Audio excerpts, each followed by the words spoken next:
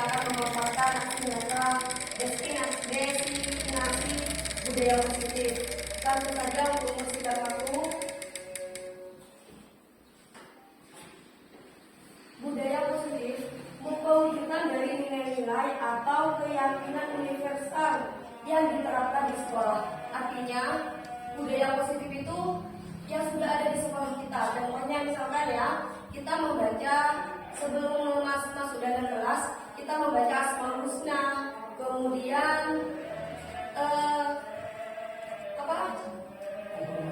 penghormatan pada bendera merah putih itu harus dibudayakan oleh itu adalah budaya positif kita. Jadi tetap kita lakukan komitmen setiap hari. Kemudian selanjutnya pada konsep inti budaya positif itu ada 8. Yang pertama adalah perubahan paradigma, yang kedua disiplin positif, yang ketiga nilai-nilai kebajikan, yang keempat kebutuhan dasar manusia, yang kelima motivasi perilaku manusia, yang keenam posisi kontrol guru, yang ketujuh keyakinan kelas, 8 segitiga restitusi. Ini adalah konsep inti pada budaya positif. Kemudian yang pertama, saya akan juga menjelaskan tentang pembelajaran dengan paradigma baru. Menurut Stephen mengatakan bahwa kita ingin membuat kemajuan perlahan, sedikit-sedikit ubahlah sikap atau perilaku Anda. Namun bila kita ingin memperbaiki cara-cara utama kita, maka kita perlu mengubah cara keacuan kita. Ubahlah bagaimana Anda melihat dunia, bagaimana Anda berpikir tentang manusia. Ubahlah paradigma Anda, skema pemahaman dan penjelasan aspek-aspek tertentu tentang realitas. Artinya di sini kita sebagai pendidik atau guru, kita ada cerminan pada murid kita. Jadi kita harus mengubah diri kita dulu. Seperti itu. Selanjutnya, disiplin positif. Di mana disiplin positif ini merupakan salah satu cara penerapan disiplin yang bertujuan untuk menumbuhkan kesadaran serta memperdayakan peserta didik tanpa imbalan, penghargaan, ancaman atau hukuman. Sebagai pendidikan, tujuan kita adalah menciptakan peserta didik yang memiliki disiplin diri sehingga mereka berperilaku mengacu kepada nilai-nilai kebajikan universal dan memiliki motivasi intrinsik dalam perubahan perilaku ke arah yang lebih baik. Artinya, pada disiplin positif itu, peserta didik itu tidak takut pada hukuman. Jadi dia memiliki kesadaran diri. Saya salah, harus begini. Jadi memiliki kesadaran diri untuk memperbaiki perilaku yang kurang baik. Jadi seperti itu. Sehingga kita tidak perlu menghukum ketika peserta didik itu melanggar suatu aturan. Jadi seperti itu. Kemudian selanjutnya, nilai-nilai kebajikan. Nilai-nilai kebajikan adalah sifat-sifat positif manusia yang merupakan tujuan mulia yang ingin dicapai setiap individu. Di sini ada 3 karakter, yaitu profil pelajar Pancasila, beriman dan bertakwa kepada Tuhan Yang Maha Esa dan berakhlak mulia, berkebinekaan global, gotong royong, mandiri, kreatif dan bernalar kritis. Kemudian menurut PYP, toleransi, rasa hormat, integritas, mandiri, menghargai, antusias, empati, pengetahuan, kreativitas, kerjasama, percaya diri dan komitmen. Kemudian keterampilan hidup dapat dipercaya, lurus hati, pendengar yang aktif, tidak merendahkan orang lain dan memberikan yang terbaik dari diri. Mungkin keinginan kita itu sebagai pendidik peserta didik memiliki sifat-sifat yang sudah saya terangkan ketiga ini ya. Kemudian selanjutnya, di sini ada motivasi perilaku manusia, di mana motivasi perilaku manusia itu terdiri dari motivasi ekstrinsik dan intrinsik. X itu berarti dari luar, in itu berarti dari dalam. Antara motivasi ekstrinsik sama intrinsik itu bersiklus, jadi saling berinteraksi. Di mana untuk menghindari ketidaknyamanan, kemudian untuk mendapatkan imbalan atau penghargaan dari orang lain, kemudian untuk menjadi orang yang mereka inginkan dan menghargai diri sendiri dengan nilai-nilai yang mereka percaya. Selanjutnya,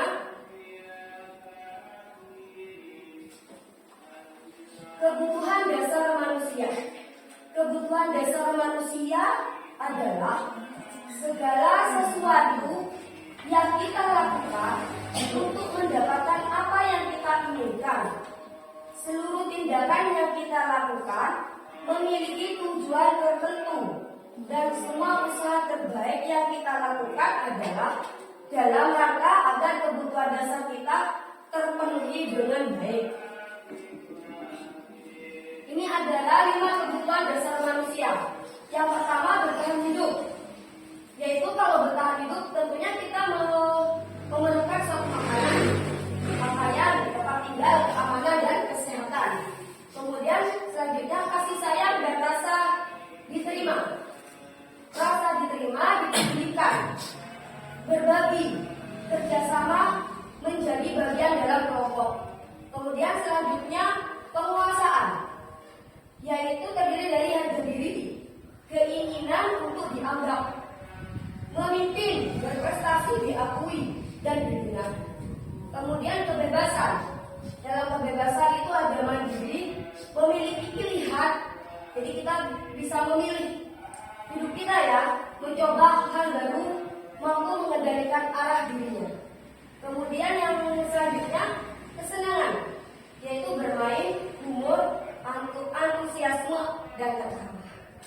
Itu adalah kesenangan di mana yang terkait dari 5 kebutuhan dasar manusia. Selanjutnya, di sini apa itu hukuman, konsekuensi, dan restitusi. Jadi, kalau hukuman itu adalah tidak terencana atau tiba-tiba.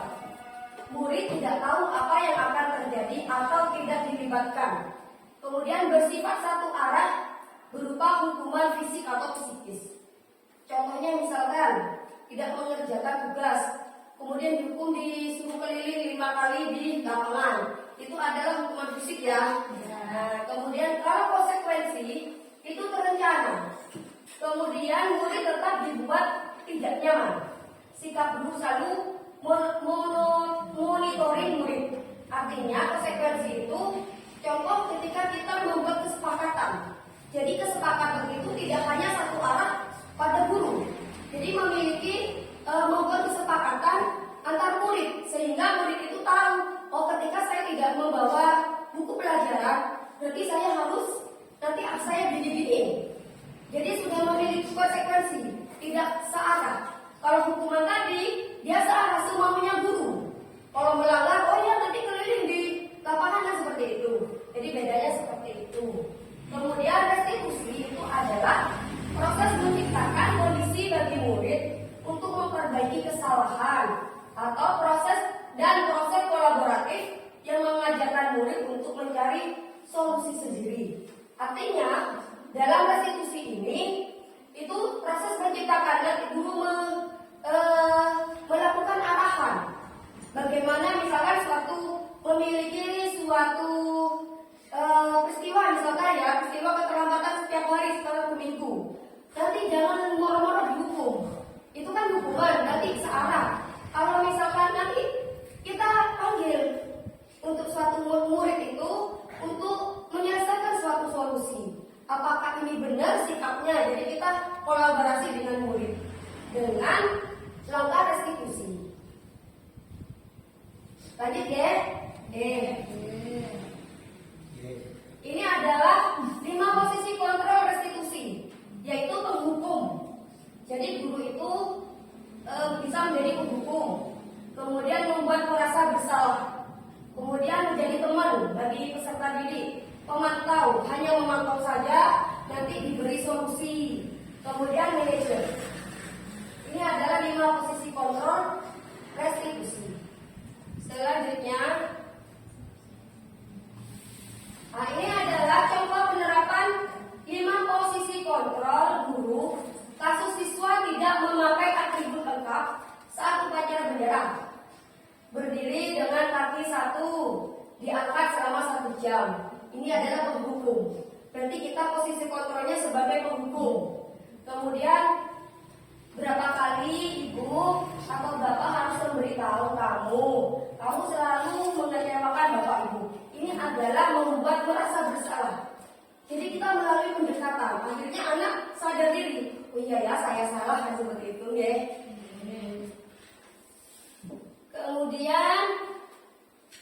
Kemudian kalau posisi kontrol kita sebagai teman, contohnya ayolah ikuti aturan sekolah. Tolong bantu bapak atau ibu sekali ini ya. Sudah tidak apa-apa, lain kali jangan sampai berbuat seperti ini lagi. Itu kita pendekatannya sebagai teman. Kemudian memantau. Kamu sudah melanggar peraturan sekolah. Kamu tahu konsekuensinya. Setelah upacara kamu beri atributnya ke koperasi dan jangan diulangi lagi. Ini kita memantau. Ini adalah contoh penerapan 5 posisi kontrol guru. Kemudian, contoh penerapan 5 posisi kontrol kasus siswa tidak memakai atribut lengkap saat upacara yang manajer. Ini pada manajer, apakah kamu tahu kesalahanmu? Kira-kira bagaimana kamu memperbaiki kesalahanmu? Jadi bertanya dulu, mengklarifikasi dulu. Kadang kan kita sebagai guru, anak berbuat salah sudah emosi duluan, jadi langsung dikasih hukuman. Sebenarnya untuk yang kalau diterapkan dari restitusi, kita harus memiliki 5 kontrol tersebut. Jadi yang kalau seorang guru, kalau menurut saya itu lebih pada manajer aja. Karena apakah kamu tahu kesalahanmu? Kita mengklarifikasi dulu. Jadi seperti itu Bapak Ibu. Nah ini adalah pertanyaan pemantik. Ini hanya pertanyaan pemantik ya. Posisi kontrol apakah aku? Jadi kita introspeksi diri Bapak. Saya kecewa sekali dengan kamu. Ini adalah pertanyaan pemantiknya. Yang kedua, yang selanjutnya, kamu tidak benar melakukannya. Orang-orang langsung marah-marah seperti itu ya. Tadi dapat kali ini. Coba kita introspeksi diri Bapak Ibu. Kita sama-sama sebagai pendidik ya di sini. Mungkin ada masalah di rumah. Ya, dan setiap hari interaksi dengan murid-murid kita yang dimana murid kita itu ingin dimengerti gitu ya. Kemudian apa rencanamu untuk menyelesaikan masalah ini? Nah, mungkin ini masih agak mengklarifikasi ya. Kemudian selanjutnya, ayolah lakukan demi Bapak Ibu. Mungkin ini lebih berteman ya, yang tadi itu ya. Kemudian ini posisi kontrol. Apakah kamu tidak pernah mengerjakan tugas? Tulis permohonan maaf 2 lembar di kertas folio. Penghukum ya? Oke. Nah, kemudian ada keyakinan kelas. Mengapa keyakinan kelas? Mengapa bukan peraturan kelas? Karena di situ nanti keyakinan kelas itu kita yakini dan disadari. Jadi seperti itu. Kalau peraturan kelas mungkin guru yang buat ya tanpa kesepakatan murid. Jadi hanya satu arah yang nyaman. Oh berarti gurunya aja yang nyaman nanti, bukan muridnya. Jadi seperti itu. Di sini ada beberapa pembentukan keyakinan kelas. Yang pertama bersifat abstrak, berupa pernyataan universal, dibuat dalam pernyataan positif, sedikit saja agar mudah diingat. Misalkan datang tepat waktu, itu kan sedikit, singkat tapi diingat sama siswa. Kemudian meninjau kembali dan mengajak warga kelas untuk menemukan nilai-nilai kebaikan kesepakatan tersebut.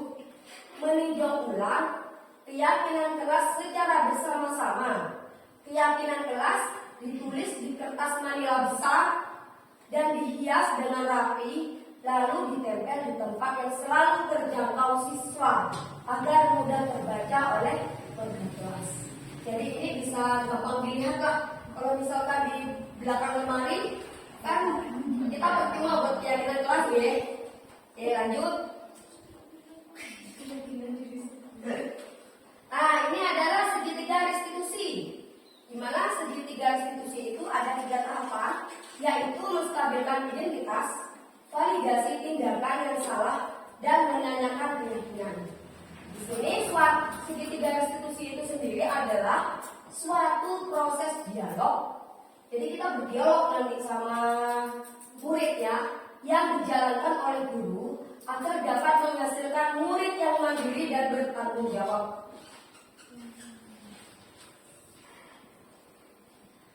Contoh misalkan dalam segitiga restitusi itu yaitu menstabilkan identitas berdasarkan prinsip membuat kesalahan adalah bagian dari proses pembelajaran. Jadi belum tentu siswa kita itu membuat kesalahan itu mengakar ya. Mungkin itu adalah suatu proses pembelajaran bagi anak didik kita. Yaitu berbuat salah itu wajar. Ini pertanyaannya ketika kita melakukan dialog. Misalkan menstabilkan identitas dulu. Ini adalah pertanyaan pemantik. Misalkan, ya membuat salah itu wajar. Kemudian tidak ada manusia yang sempurna. Bapak Ibu juga pernah melakukan itu. Kemudian Ibu Bapak tidak mau mencari siapa yang salah, tapi Ibu Bapak ingin mencari solusi dari permasalahan ini. Kamu berhak merasa begitu. Jadi bukan misalkan ya kita kadang kan anak melakukan kesalahan, oh kamu ini apa gini. Nah seperti itu. Jadi kita menstabilkan identitas dulu dengan membuat pertanyaan-pertanyaan pemantik yang seperti ini. Lanjut ya. Oke. Kemudian ketika melakukan perstabilan identitas, maka yang harus kita lakukan adalah validasi tindakan yang salah. Berdasarkan prinsip yang perilaku buruk merupakan kemampuan suatu kebutuhan tertentu. Ini adalah pertanyaan pemantiknya. Ketika sudah distabilkan identitasnya, baru kita melakukan validasi tindakan yang salah. Ini adalah pemantiknya. Kamu pasti punya alasan mengapa melakukan hal itu. Contoh misalkan kasus anak yang telat sekolah. Kamu pasti punya alasan mengapa kamu sering telat sekolah. Kan bertanya dulu. Jadi bukan pura-pura langsung kita menghukum anak, dibully atau bagaimana. Kemudian selanjutnya, padahal kamu bisa melakukan yang lebih buruk dari ini ya. Misalkan ini contoh kalimat pemantik ketika ada seorang murid itu bertengkar. Kemudian bertengkar kasusnya misalkan ya, mencontek misalkan. Kemudian yang dicontek itu marah, maki-maki. Akhirnya kan ada insiden, dipanggil yang maki-maki. Jadi kita bisa menggunakan kata-kata pemantik seperti ini. Kemudian kamu patut bangga karena telah melindungi sesuatu yang penting buatmu. Misalkan pekerjaannya dicontek atau bagaimana ya. Kemudian kamu melakukannya karena mempertahankan sesuatu yang penting bagimu. Ini adalah kalimat pemantik pada validasi tindakan yang salah. Selanjutnya, baru menanyakan keyakinan. Kalimat pemantiknya adalah apakah keyakinan kelas kita, misalkan memaki-maki teman, sedangkan kita memiliki keyakinan saling menghargai dan menghormati teman, sehingga nanti murid kan merasa bersalah. Oh iya Bu, saya salah, seharusnya saya lebih menghargai lagi, kan seperti itu ya. Kemudian nilai-nilai apa yang telah disepakati bersama, nanti kita ujungnya ke kesepakatan kelas kita. Kemudian seperti apa gambaran sebuah kelas yang ideal menurut kamu? Jadi kita tanyakan ketika suatu siswa itu memiliki suatu kasus. Kemudian kamu ingin menjadi orang yang seperti apa? Jadi ini mungkin menanyakan keyakinan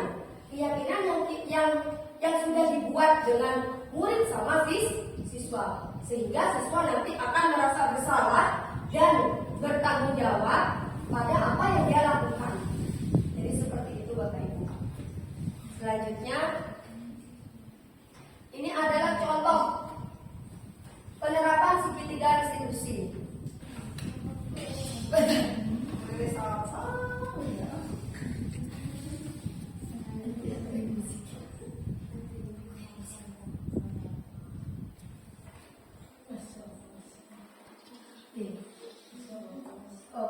Bapak nggih.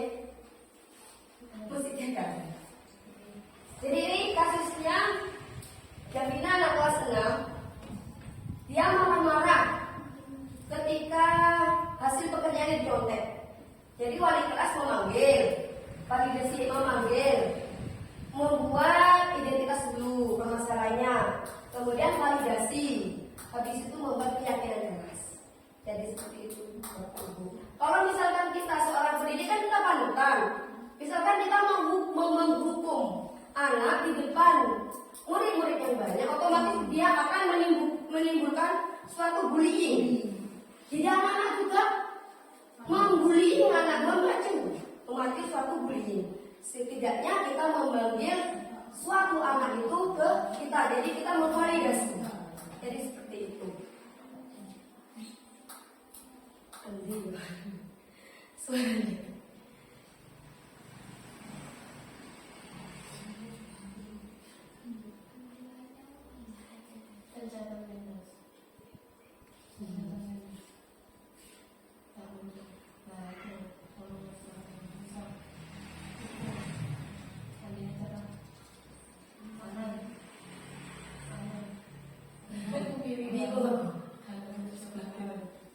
Oh iya.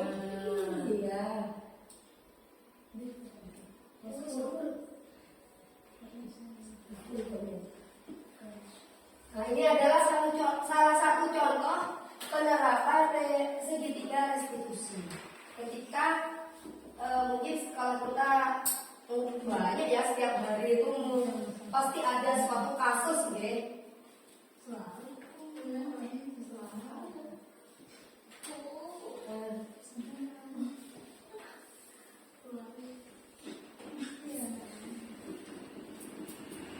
Jadi contohnya seperti itu ya Bapak Ibu.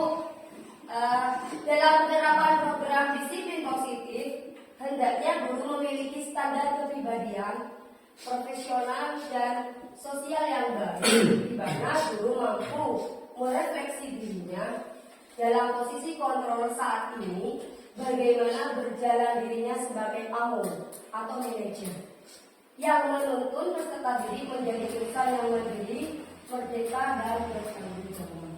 Mandiri artinya dia bisa memikirkan diri sendiri. Oh, saya baik apa enggak? Jadi tidak perlu kita menghukum. Kemudian bertanggung jawab dengan perbuatan yang dia lakukan, kemudian memperbaikinya. Jadi seperti itu Bapak Ibu. Terima kasih. Saya akhiri dulu pemaparan yang positif. Semoga kita sebagai pendidik bisa lebih baik lagi. Amin. Assalamualaikum warahmatullahi wabarakatuh. Waalaikumsalam warahmatullahi wabarakatuh.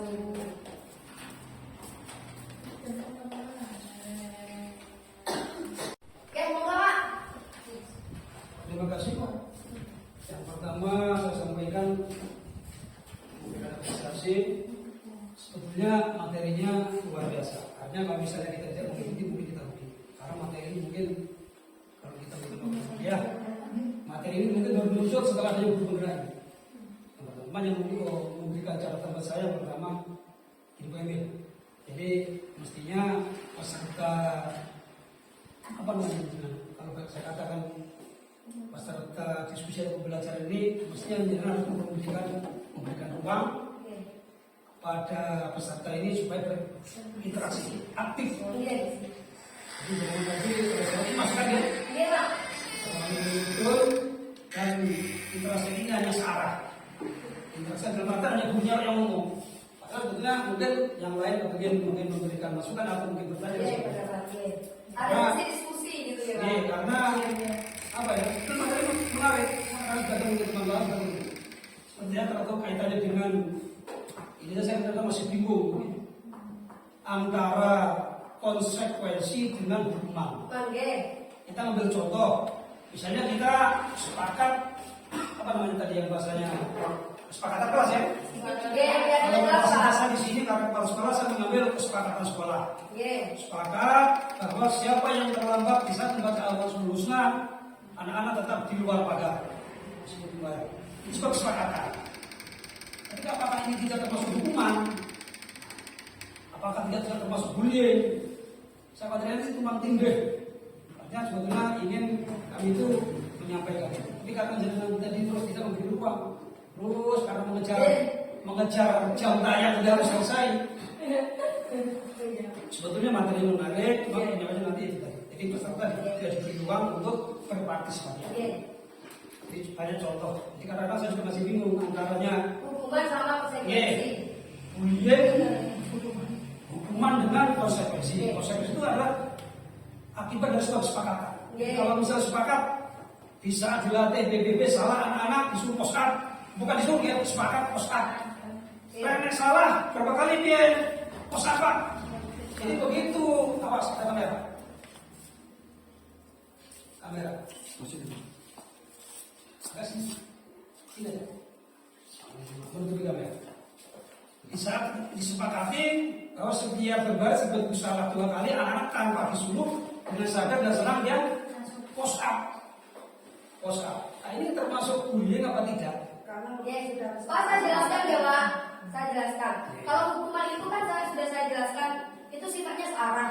Kita yang menentukan Pak aturannya, tapi tidak memberikan arahan. Nanti kalau misalkan telat harus keliling botol, itu hukuman.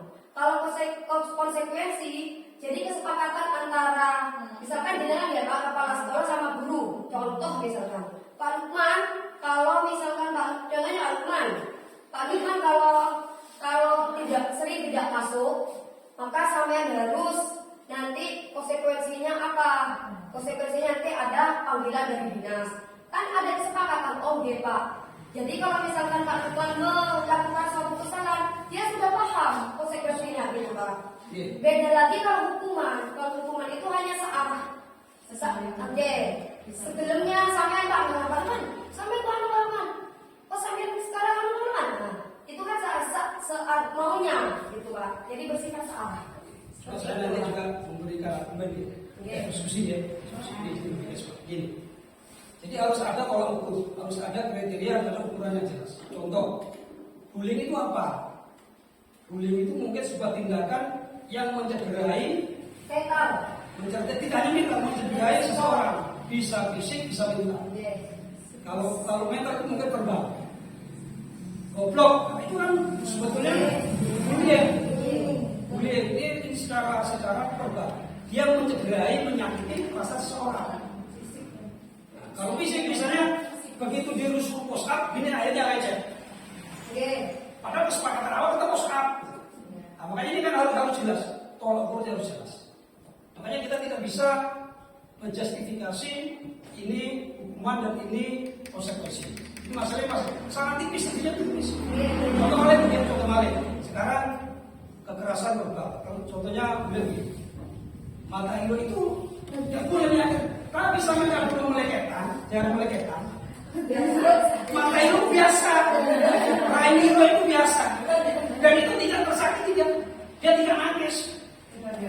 Sudah biasa. Makanya kan ini yang susah kalau punya di mana?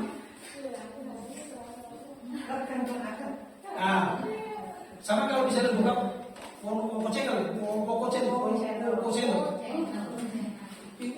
tapi dia tidak tersakiti. Persahabatan itu tidak persahabatan sama. Jadi kasar itu tidak mesti tidak saya katakan makanya kan susah. Jadi sudah saya tanyakan di saat ada bupati ngantor di desa, bunga desa di Bagojo 5. Kemudian ada penatar yang sudah kuasa tingkat nasional di bawah sana. dia menyampaikan itu masalah konsekuensi dengan hukuman. Gitu saya tadi juga saya kecil kita nggak bisa jawab. Saya cerita kondisi di sekolah kita. Tuh di sekolah saya itu setiap pagi membaca Al-Quran berbaris bersama-sama. Setelah itu ada penghormatan bendera. Setelah penghormatan bendera, anak dilatih baru berbaris 3 menit. Di saat anak itu salah karena sudah kesepakatan tanpa dia post up. Itu saya sampaikan semua. Jadi coba berpaksa alah pamer. Wah, saya tidak bukan kata kita akan terlibat mas profesional juga. Ya bisa gitu, saya ajar itu bisa jawab. Termasuk dari pengawas SMP. Karena saya harus tahu tolak ukurnya apa. Kalau orang itu misalnya bullying, kekerasan verbal itu misalnya menyakiti perasaan seseorang, ditanya motor, matanya orang nggak tahu bergodok. Mungkin orang merasa kita kan sebagian wilayah itu tidak. Karena menunjukkan keakraban itu ngomongnya juga gitu. Itu sama dengan mulai kita kalau sekarang daerah mulai kita. Apakah negara kalian itu lebih besar? Apakah itu bullying? Makanya ukurannya harus jelas. Kalau ukurannya harus jelas. Apa ukurannya? Kalau ukurannya menjadikan ukuran itu mencederai, menyakiti mental seseorang, dia tidak tersakiti itu. Dicobakan. Nah itu tidak tersakiti. Kalau di sini gitu. Nah, makanya itu. Ada rekaman lain masing-masing. Nah, ini Ibu bilang tadi mas saya tadi materinya bagus luar biasa. Dan ini mestinya kalau kita jadi jelas publikasi materi ini mungkin kalau dulu mungkin kita sekolah belum muncul. Itu dulu biasa dan untuk memang kondisi saat itu kita di Jawa sendiri itu kan biasa ya. Orang-orang itu jadi orang, tapi nyatanya banyak kita yang menjadi orang-orang sukses. Saya dulu sekolah SP itu di Kombeni biasa. Wah, ibu mau itu menyanyikan lagu Indonesia Raya, lagunya selesai mungkin kelas ini bendera itu. Tugas satu kelas itu disuruh lari ibu. Di SP itu berapa ibu? Tapi banyak yang menjadi. Hanya kan Beda zaman ya Pak. beda zaman. Makanya ibu ini baru muncul. Tapi kadang-kadang yang terpenting kita lihat. Terus tadi saya sampaikan sebagai pemimpin, jadi usahakan apa ya, kondisi kelas ini aktif. Di peran serta ini ada di rumah lah. Kalau sampai mengejar jam saya tadi akhirnya sebetulnya ini mungkin memberikan kritik atau mungkin memberikan pendapat atau mungkin ada semacam pertanyaan yang tidak jelas. Sebenarnya nanti ada diskusi Pak, cuman karena nggak siap jadi hari Senin gitu. Saya tertarik mengambil materi tadi karena ini yang barusan saya baca. Oke, terima kasih. Assalamualaikum warahmatullahi wabarakatuh. Mungkin ada tanggapan lagi atau admin dari Bapak Ibu guru.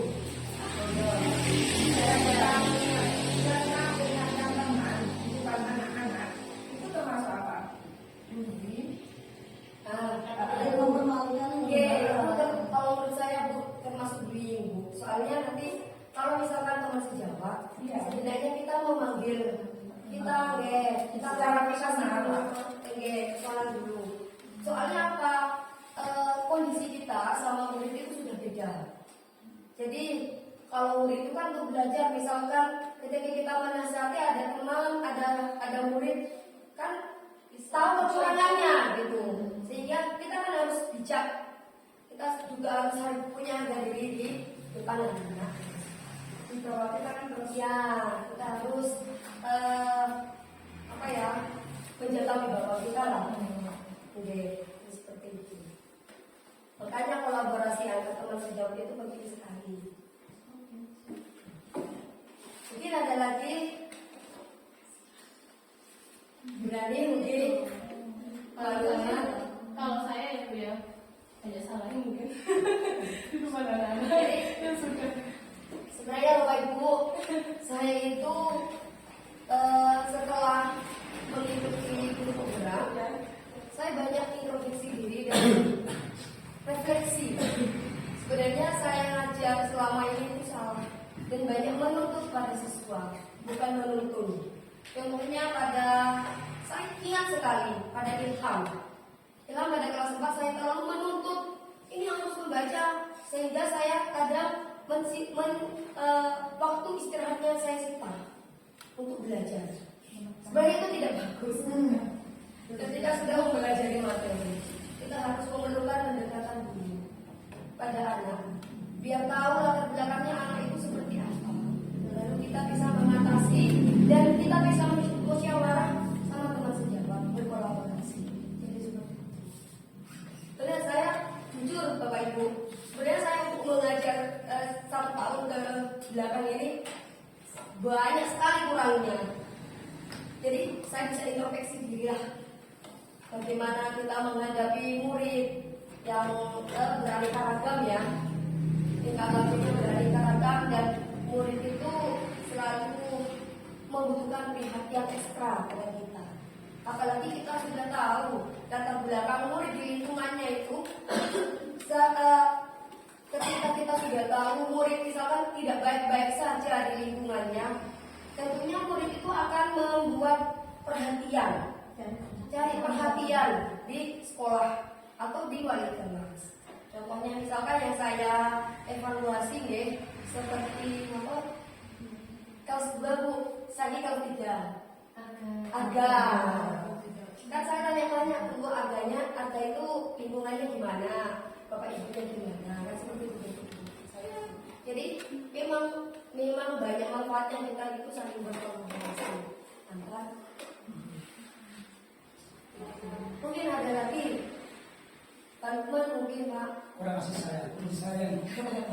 Keluar benar. Kurang kasih sayang itu berarti. Bukan. Dan kemudian satu lagi Bapak Ibu, saya di sini masih masa pendidikan gitu penggerak. Bukan berarti saya itu bukan ya. Saya di sini juga belajar. Jadi saya juga butuh kalian. Tidak mungkin saya berdiri mengerjakan tugas guru penggerak tanpa teman sejawat atau tanpa dukungan kepala sekolah terutama sama teman-teman sejawat. Mari kita saling berkolaborasi untuk lebih baik, untuk sekolah kita lebih baik lagi. Dan pembelajaran kita berpihak pada. Mungkin ada lagi, gak ada ya?